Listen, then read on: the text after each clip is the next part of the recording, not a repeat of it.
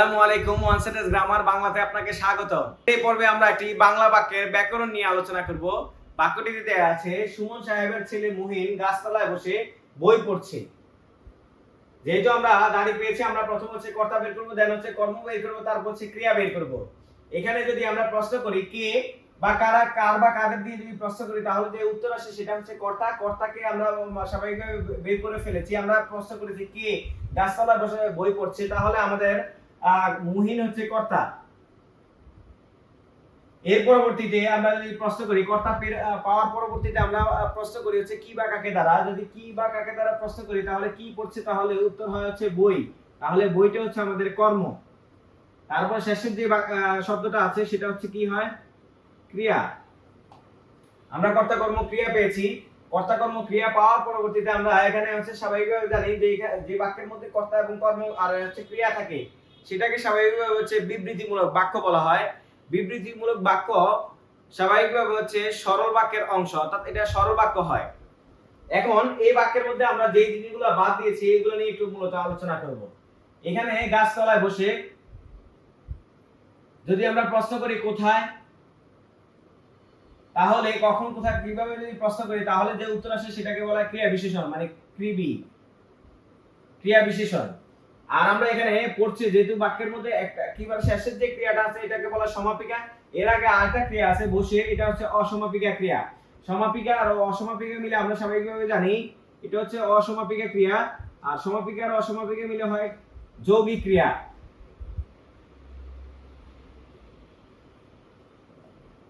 আর যৌগিক ক্রিয়াটা হচ্ছে স্বাভাবিকভাবে ক্রিয়াবর্গ।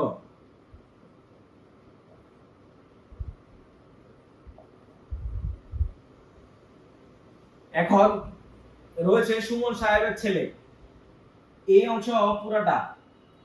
আর এইদিকে হচ্ছে এই যে বই যে অংশটা, এটা নিয়ে আমরা হচ্ছে মূলত আজকে আমাদের আলোচনা।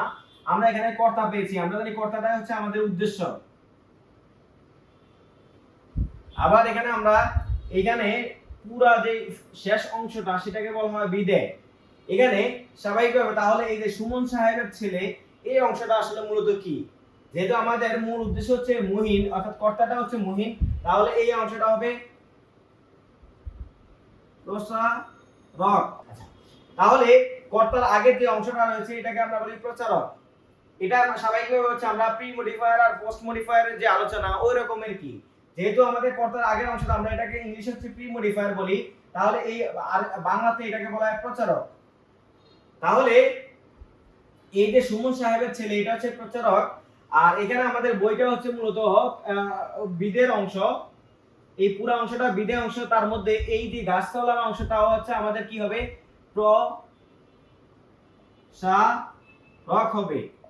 কারণ স্বাভাবিকভাবে প্রচারকটা হচ্ছে একটা শব্দের মাধ্যমে হতে পারে কিংবা বর্গের মাধ্যমে হতে পারে, যেহেতু এখানে একটা বিশেষ্য, এটা একটা বিশেষ্য, এটা একটা বিশেষ্য, মাঝখানে র এর মাধ্যমে হচ্ছে মিলিত হয়েছে। আবার এখানে হচ্ছে এটা এই বিশেষ্যর আগে যে আছে গাছতলায় আর হচ্ছে বসে, এখানে হচ্ছে এর উন্তুস্তীয় এবং হচ্ছে এ বিভক্তির মাধ্যমে এখানে কি হয়েছে, সংযুক্ত হয়েছে।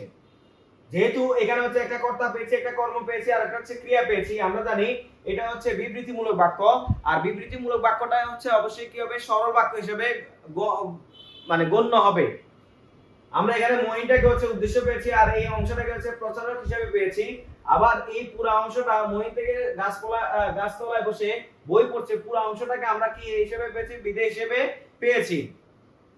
যেহেতু বাক্যটা আমাদের কর্তা দিয়ে শুরু হয়েছে, আমরা জানি কোনো বাক্য যদি কর্তা দিয়ে শুরু হয় তাহলে এটাকে বলা হয় কর্তাবাচ্য, আর যদি কর্ম দিয়ে শুরু হয় তাহলে এটাকে বলা হয় কর্মবাচ্য। যেহেতু আমাদের এটা কর্তা দিয়ে শুরু হয়েছে, এটা হচ্ছে পুরো বাক্যটা হচ্ছে কর্তাবাচ্য। এখন হচ্ছে আমরা এটার মধ্যে হচ্ছে কারক নির্ণয় করব। স্বাভাবিকভাবে আমরা জানি কে বা কারা, কার বা কাদের দিয়ে যদি প্রশ্ন করি যেটা আসে সেটা হচ্ছে কর্তা। কর্তাটা হচ্ছে কর্তাবারক কারক কিংবা কর্তৃকারক। কোথায় দিয়ে যদি প্রশ্ন করি তাহলে আমরা জানি এটা হচ্ছে ক্রিয়া বিশেষণ, আর হয় ক্রিয়া বিশেষণ হয়, আর ক্রিয়া বিশেষণটা অধিকরণ কারক হয়। আর আমরা জানি কি দিয়ে প্রশ্ন করার পরে যে উত্তরটা পাইছি, আমরা জানি কি কে বা কাকে দিয়ে যে প্রশ্ন করার পরে উত্তর পাই সেটা হচ্ছে কর্মকারক। আর কর্মকারক সব সময় কি হবে, কর্মটা অবশ্যই কি হবে, কর্মকারক হবে। এখন এই বাক্যের মধ্যে স্বাভাবিকভাবে আমরা বিভক্তি এবং হচ্ছে যোজক খোঁজ করব।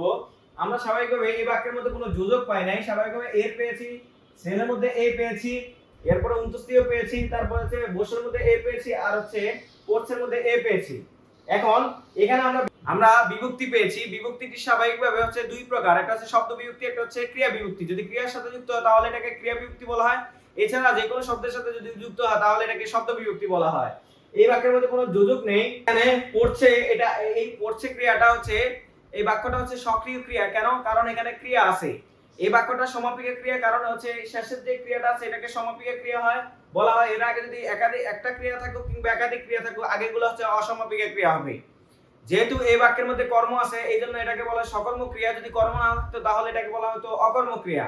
যদি দুইটা কর্ম থাকতো তাহলে এটাকে বলা হতো দ্বিকর্ম ক্রিয়া। যেহেতু আমাদের এইখানে বাক্যের মধ্যে ক্রিয়া আছে, যদি না থাকতো তাহলে এটাকে অক্রিয়, অনুক্ত কিংবা উজ্জ ক্রিয়া বলা হতো। আর এখানে যদি বিশেষ্য এবং বিশেষণের পরবর্তীতে হওয়া, ধরা, মারা, খাওয়া এগুলো যদি থাকতো তাহলে আমরা এটাকে বলতাম সংযোগ ক্রিয়া। আর যদি বিশেষণ এবং হচ্ছে ধনাত্মক অব্যয়ের পরে যদি আনো থাকতো তাহলে আমরা এটাকে বলতাম নাম ক্রিয়া। আশা করি আজকের এই আলোচনাটি আপনারা বুঝতে পেরেছেন। যদি আপনাদের আলোচনাটি পছন্দ হয়ে থাকে তাহলে লাইক করবেন, কমেন্ট করবেন এবং হচ্ছে শেয়ার করবেন।